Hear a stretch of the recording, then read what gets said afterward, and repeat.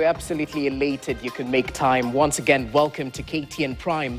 My name is Jesse Rogers. Joining us on sign language interpretation is Meresha Owiti. To our top story tonight, where it was hailed as a game changer, a lifeline for millions. But nearly 3 years on, the Hustler Fund is facing a brutal reality. A scathing new report by the Kenya Human Rights Commission now terms the fund as unlawful and illegal, demanding it be scrapped. What went wrong with President Ruto's flagship promise? Well, Vera Mora investigates.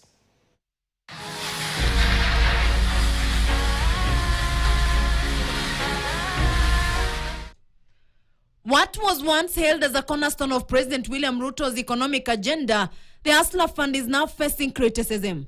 Launched in November 2022 to uplift low-income Kenyans through microloans, the fund is now being branded as a failed experiment by the Kenya Human Rights Commission, which is calling for its immediate termination. Today we have a product that does not need nothing. It just needs a citizen, his phone or her phone, and a track record. As of August 2025, the Hustler Fund has disbursed approximately 71 billion Kenyan shillings in loans to individuals, groups and SMEs across Kenya. However, beneath these seemingly impressive numbers lies the troubling reality. A recent report by the Kenya Human Rights Commission paints a grim picture of the fund's sustainability. The Kenya Human Rights Commission reveals that a staggering 71.5% of loans are functionally unrecovered. With a default rate of 68.3%, this alarming default rate means that for every 500 Kenyan shillings loaned out, roughly 340 Kenyan shillings is lost. The Treasury has drastically slashed the fund's allocation from 5 billion Kenyan shillings in the 2023-2024 fiscal year to just 300 million in the upcoming 2025-2026 budget, reflecting waning confidence in its sustainability. In its unflinching assessment titled Failing the Hustlers, the Kenya Human Rights Commission declares the Hustler Fund unlawful and illegal. They cite opaque governance, a severe lack of financial literacy support for borrowers, and a fundamental failure to deliver on its promises. A lot of questions that were asked about the governance structure of the fund. Who was responsible for it? Who was going to collect?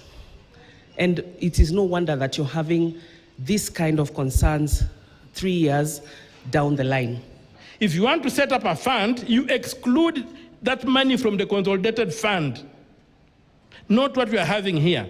And I've just said that the Hustler Fund is funded by the Exchequer annually through the budget, through allocations from the Treasury. The KHRC emphasizes that the fund's failure to integrate financial literacy, business development support, or market access has left borrowers ill-equipped to succeed. Many, they note, use the loans for emergency rather than enterprise growth, with some openly admitting they never intended to repay.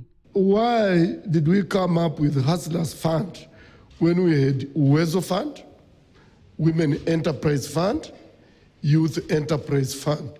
Whom did we want to empower? Youth. Why didn't we put this money in Youth Enterprise Fund that we can easily audit? Given these scathing findings, the Kenya Human Rights Commission insists that reforming the Hustler Fund is futile. They're urging the government and parliament to decommission it entirely and instead redirect these resources to more structural and proven initiatives.